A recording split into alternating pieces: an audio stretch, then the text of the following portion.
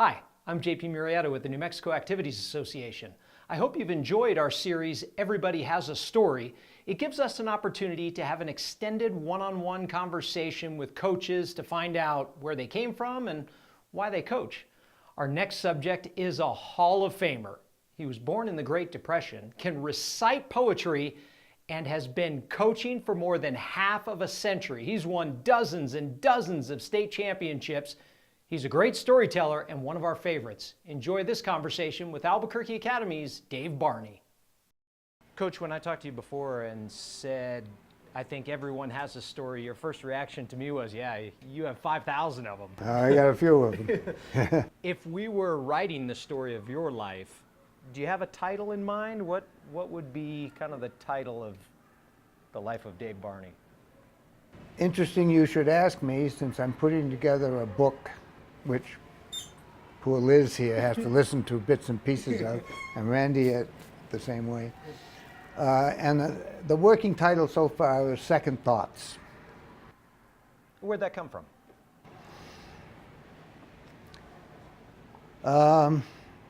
Well, at my age,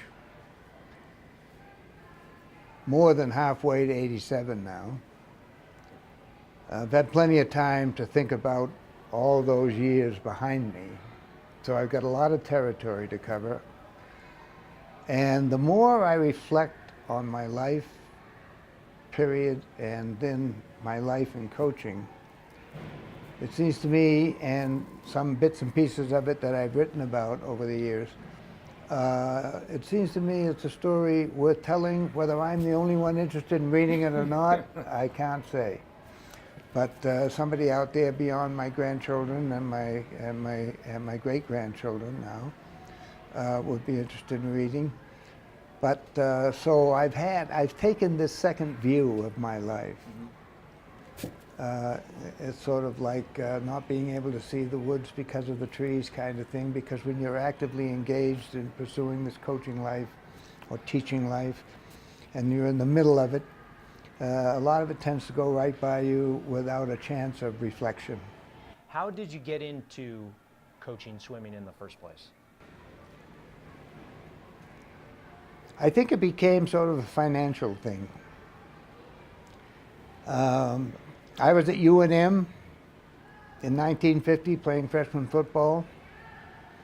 Went into service for 4 years after one semester, knowing little about the world, and came out and in the service had a wonderful and varied opportunity to participate in sport.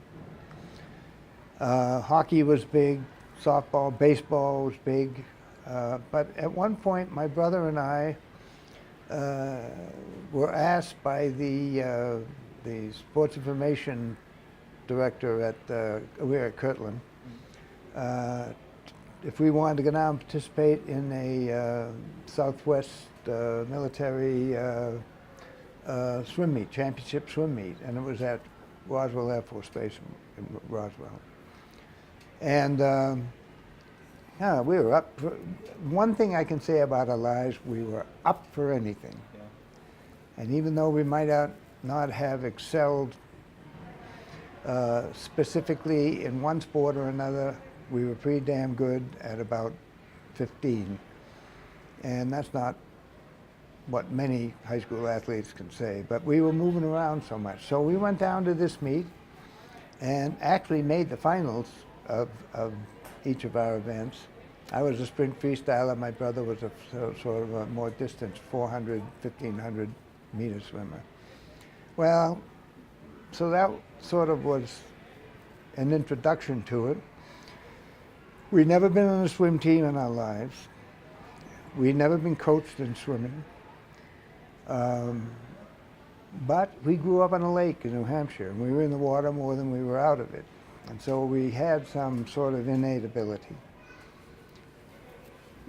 At some point, when we came out of the service in '55, I came right back to school and immediately started playing on what turned out to be a really good and future Skyline Conference championship baseball team for Stormy Petrel. And I did that, and then about 2 years later, and Johnson Gym was in the progress of being built. And my brother and I actually had an undergraduate track and field course from Roy Johnson, right at the tail end of his career, and it was, I mean, he was a character and one of those kind of people that Reader's Digest used to categorize as most unforgettable characters you've ever met. Well, in the process of building that gym, of course, it included a pool. That 6-lane pool that the kids now all call the Dungeon, but in those days it was state of the art. John Williams was hired to be the first UNM swim coach, but he was a diver, and mostly a diving coach. And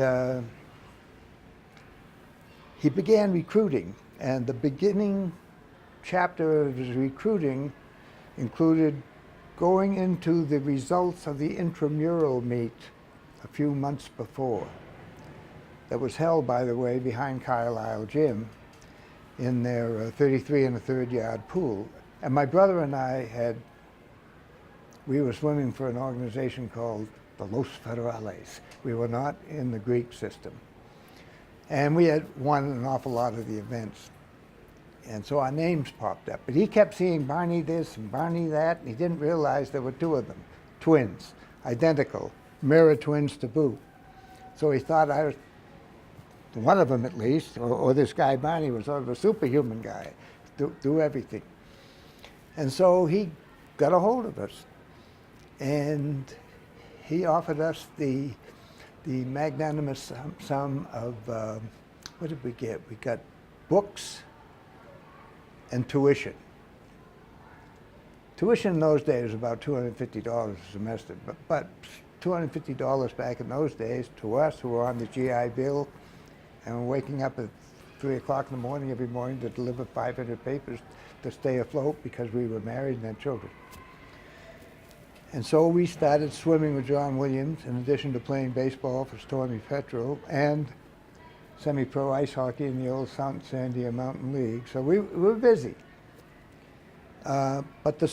But Williams started to promote us, especially Robert and me. You were older than these other fellows, and we became the captains of the team, the first captains of that.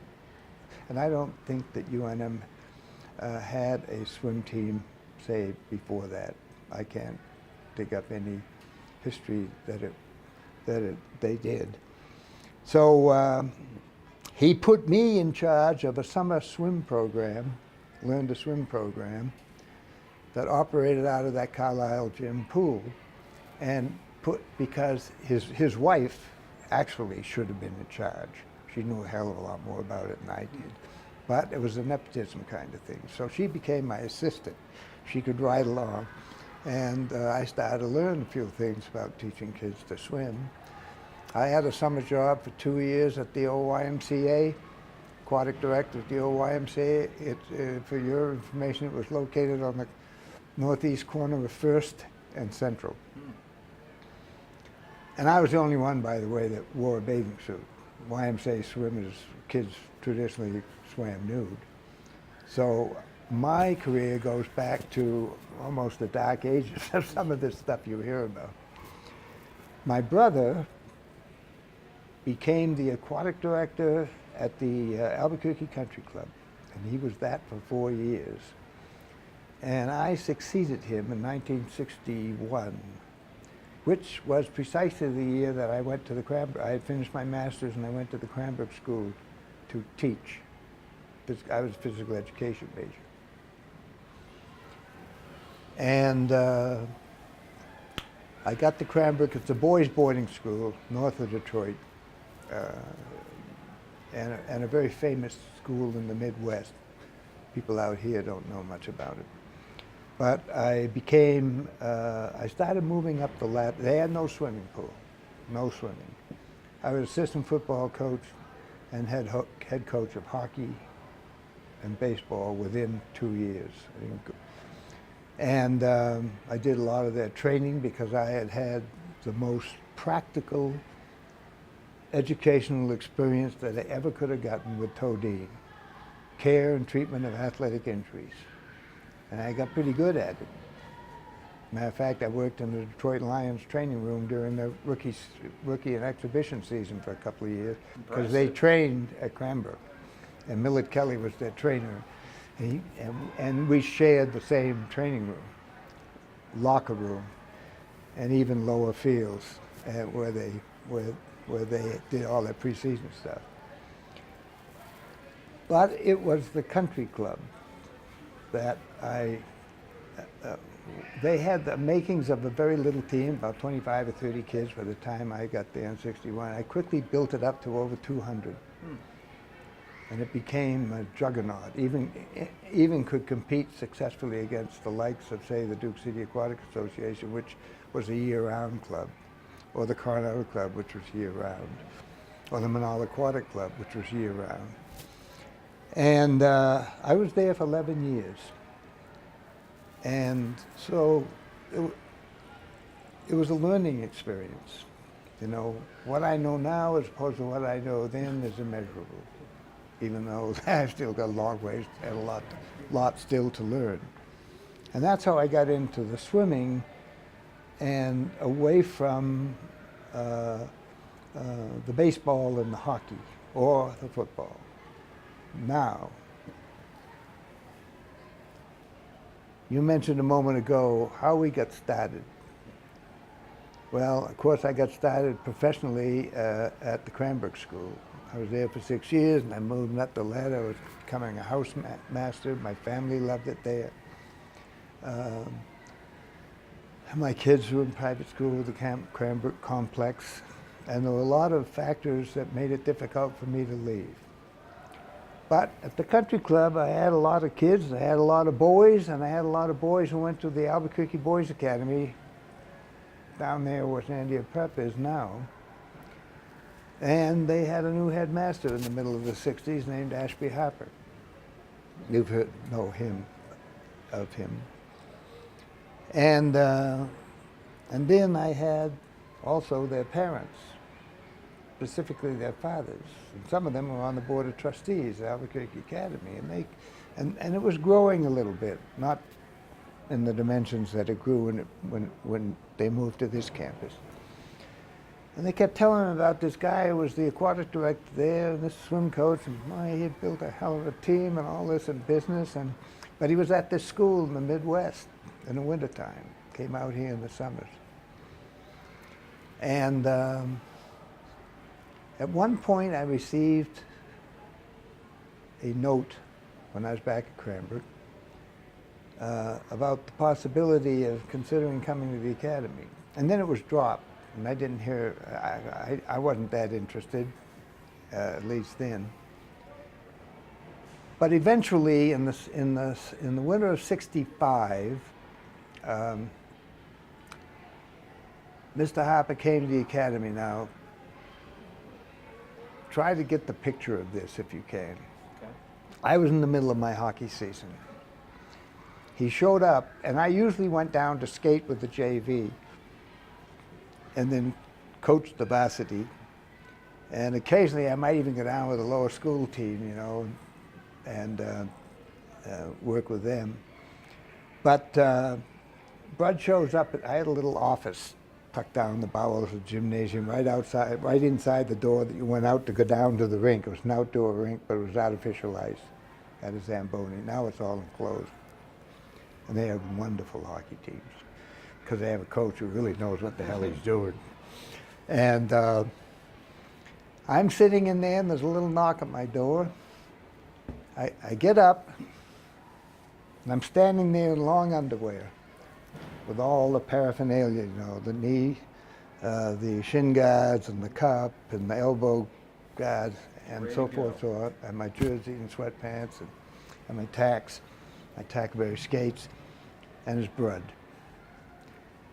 And he said, and he introduced himself to me, and we started to talk. Well, I got feeling right away that here was a guy, beyond being a headmaster, that had been an athlete at Princeton, and he was, and had a special interest in sport, that probably went beyond the interest of a lot of headmasters in this country of private schools.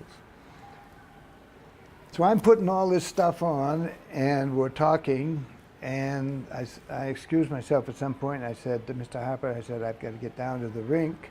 He said, well, do you think it would be all right if I just hung around and walked around a bit? We talk a little bit more when you come back up.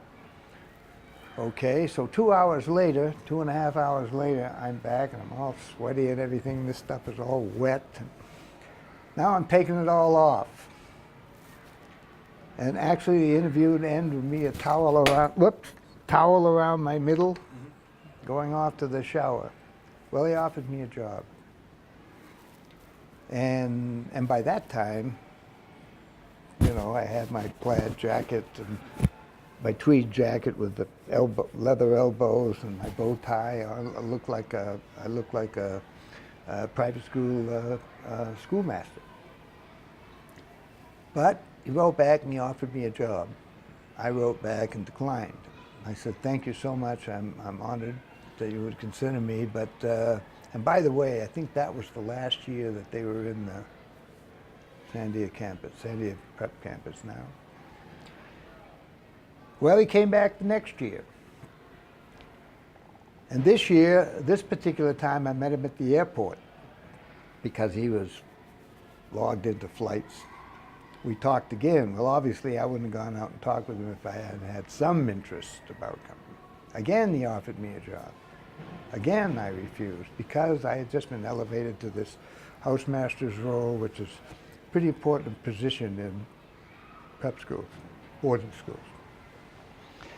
But we sort of reinforced the knowledge of each other and a relationship. The next year he came back again. And again I said no. However, it doesn't end there. He went out the door with saying, you know, he said, I'm almost to the point of not taking no for an answer. I understand what your reluctance is to leave the school. It's a beautiful school, and it was a beautiful school. And I was sort of a man on the way up. And he said, I'm going east. I'm going to call you in 2 weeks, and I want to give you an idea. I'm going to renegotiate the terms of what I have offered you.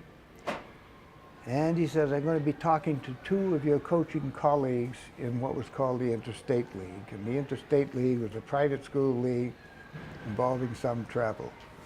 Cranbrook School here north of Detroit, Nichols School in Buffalo here, Shadyside Academy down here in Pittsburgh, Kiskiannis, where Bob Mathias went to school right outside of Pittsburgh, Cleveland University School, and then Western Reserve down in Hudson, Ohio, where Case Western Reserve University has its roots. And by the way, one of the coaches he talked to was, years later, became Nota Begay's and Tiger Woods' golf coach at Stanford. Really? Yeah. That's another story. He didn't mention any names about who he was going to talk to. But 2 weeks later, he called me back. And by this time, I had a chance to talk about things with my wife, Jeannie. Now, the only drawback here was that my family was here. My parents in the wintertime, and my brother Robert, who was coaching UNM swim team at the time, and in the Department of Physical Education, and finishing up a PhD in history. So he called back and he said, you know, there are two of your colleagues who speak very highly of you are coming to the academy in the fall. I said, oh, who would that be? He said, well, one is Rodney Dashnar, the hockey coach. I said, the hockey coach at Nichols. And I knew him well, and we had hit it off, and this guy had a great hockey background. See, we just hit it off, and we're close friends to this very day. I said, gee, that's a heck of an acquisition for your faculty. And I said, who's the other? He said, well, it's George Folensby. I said, the baseball coach at Shadyside in Pittsburgh, who's the only head coach, of a head varsity coach I ever knew of, who was also the headmaster.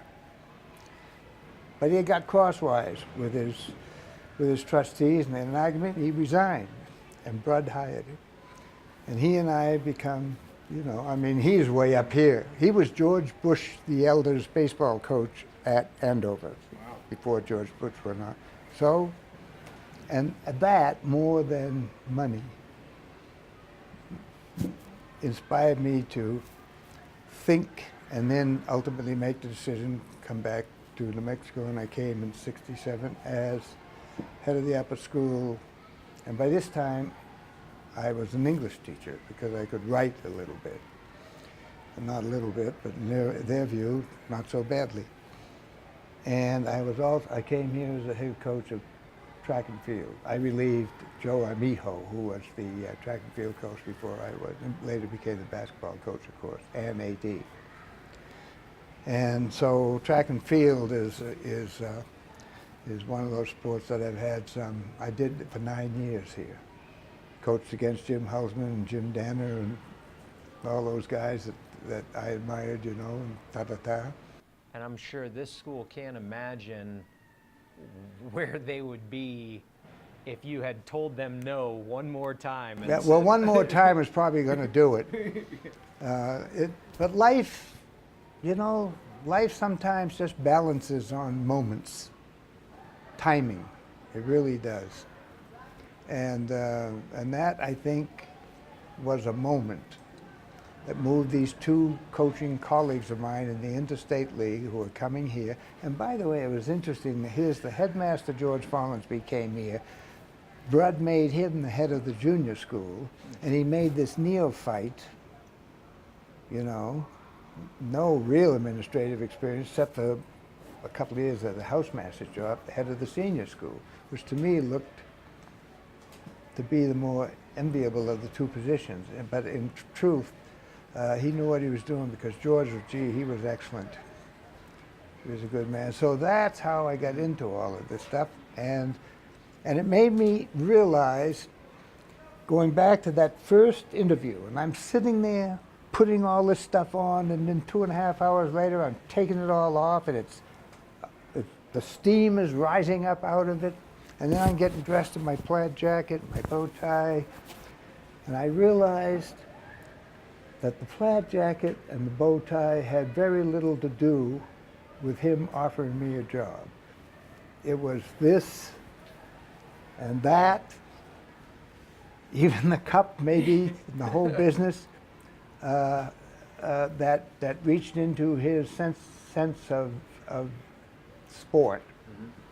And he could get a guy who could teach and coach and counsel and all that business, because you're called upon in independent education to do an awful lot of things. And the more diversified you are, the more valuable you are. Right. I wanted to also ask you about, someone had told me, I don't know if this is true or not, that going way back in your past growing up, your mother is an extremely accomplished pianist. Is that correct? She is. Did any of that rub off on you? Shall I tell him the story, Liz?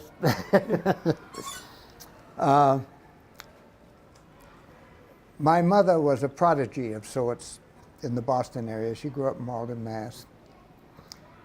She was easily probably the best musician in the high school, at Malden High School.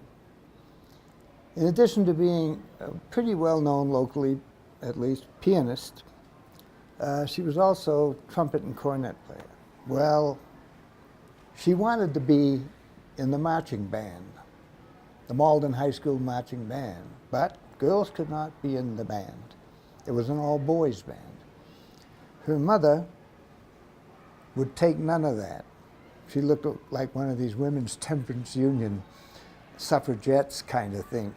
She marched right into that Board of Education room with her umbrella under, looking for all the world like one of those suffragettes. And advanced the argument that her daughter should be given the right to be in the Malden High School marching band. And they voted her in. Within a week, she was the leader of it. But still, there was this piano business. And she gave up probably a musical career when she married my father. But there came a moment in Vermont during the Depression, we were Depression babies, in which she attempted to teach my brother and me to play the piano. And her story was that, well, we all sat at the keyboard in the front room of this little gingerbread house we lived in, and she's trying to instruct us in the methodology of octaves, learning some octaves. Meanwhile, the window was open, and some kids were playing ball across the street, and you know, we were there, and she was doing all this, that, and the other, but we were much more interested in what was going on across the street. After about 2 weeks, she gave up. So we never became musically inclined instrumentally, but we always had a respect and a fondness for music because our house was always full of it. Our music was mostly all this music we heard on all these serials that we listened to on the radio. There was no TV back then. But my mother and father listened to the New York Philharmonic. They listened to Boston Symphony Orchestra in rehearsal. They listened to the Firestone Hour. They listened to the Bell Telephone Hour and all these classical musical programs, so classical music. Many years later, 10 years ago, we're going to have the 10th annual in January.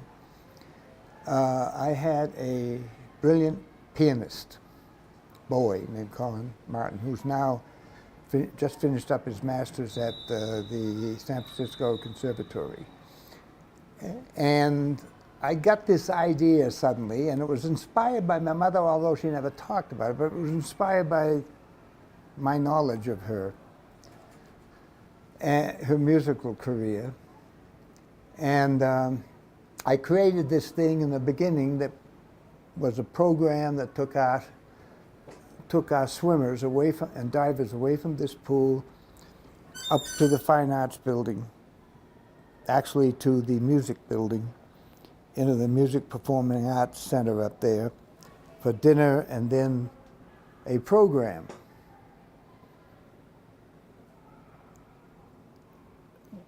Using just members of the swimming team or diving.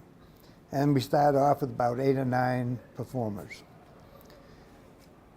The next year, it was not just music and the spoken word was what going to be my input.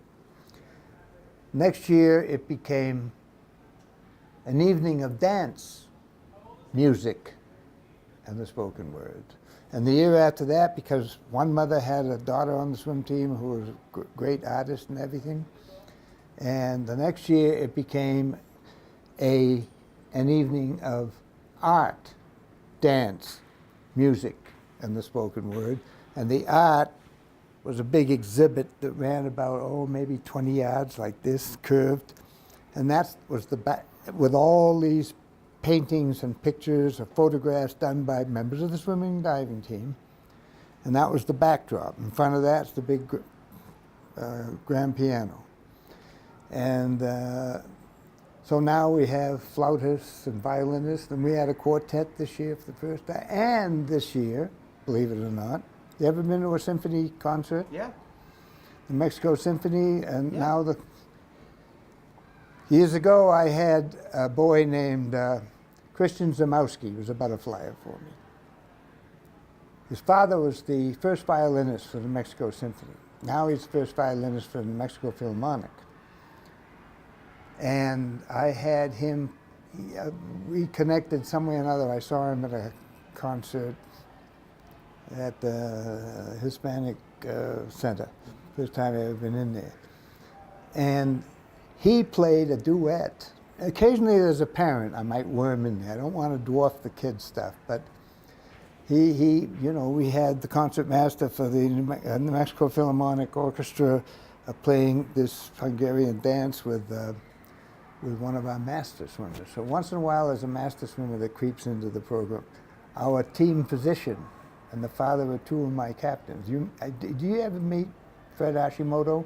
No. Well, his 2 kids swam for me years ago. He's my doctor. And he's an alto saxophone freak.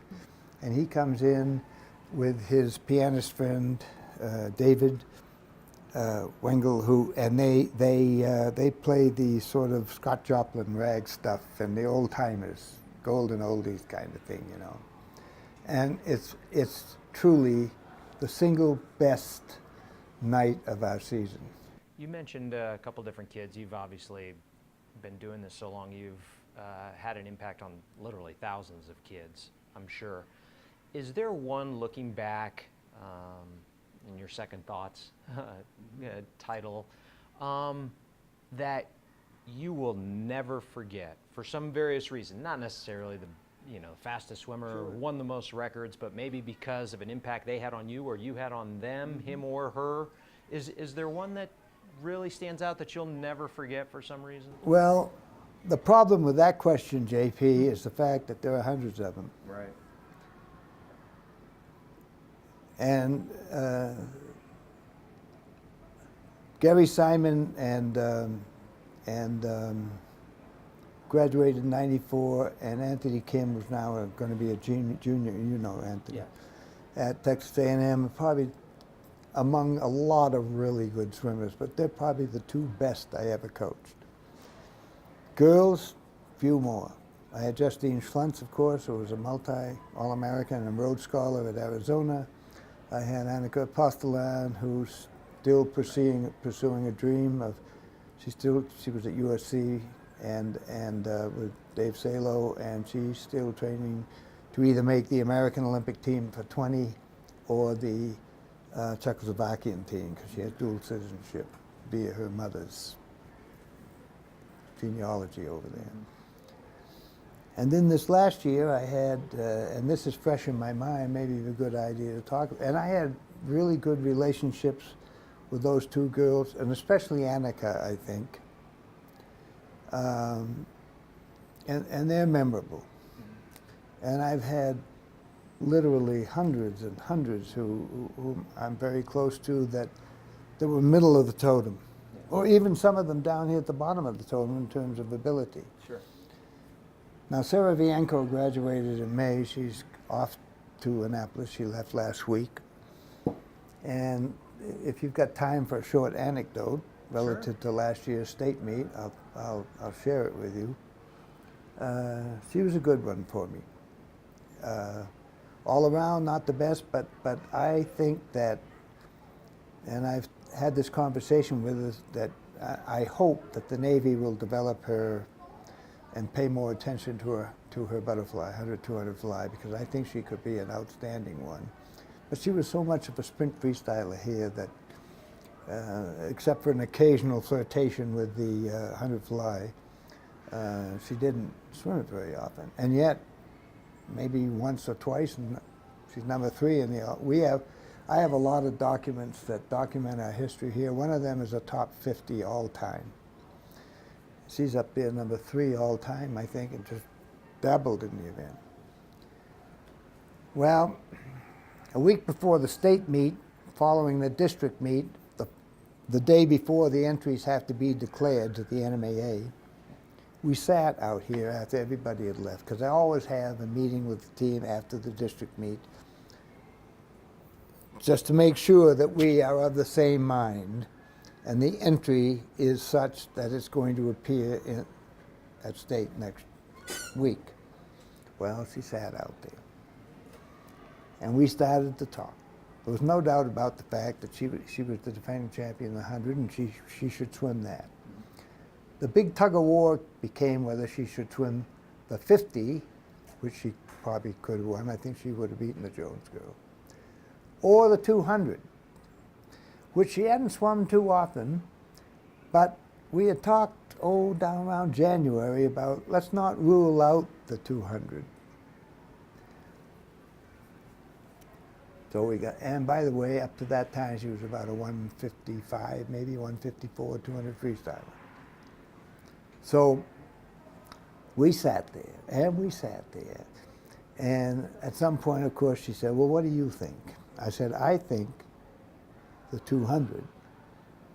And she said, well, why? I said, number one, I think it'll be more of a challenge for you. I mean, that sort of uncharted territory, if you will.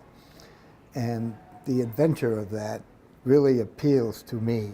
And you may surprise yourself by what you might be able to do, and it's going to be competitive. Well, then the tears came. And I said, look, you've been swimming for me for 5 years. Now it's time for you to make these decisions and not me. I'm not going to jam anything down your throat. It's entirely, the ball is in your court. And she went back and forth, and she's not an emotional girl, but she's teared up, and the tears are rolling down her cheek. And finally, after about 30 minutes of talking out there, she said, well, I guess the 200. I said, be absolutely sure. And I don't want you to come back to me after a week's time at championships and said, well, I told you so. She said, no, she says, I think you're right about that challenge business and so forth.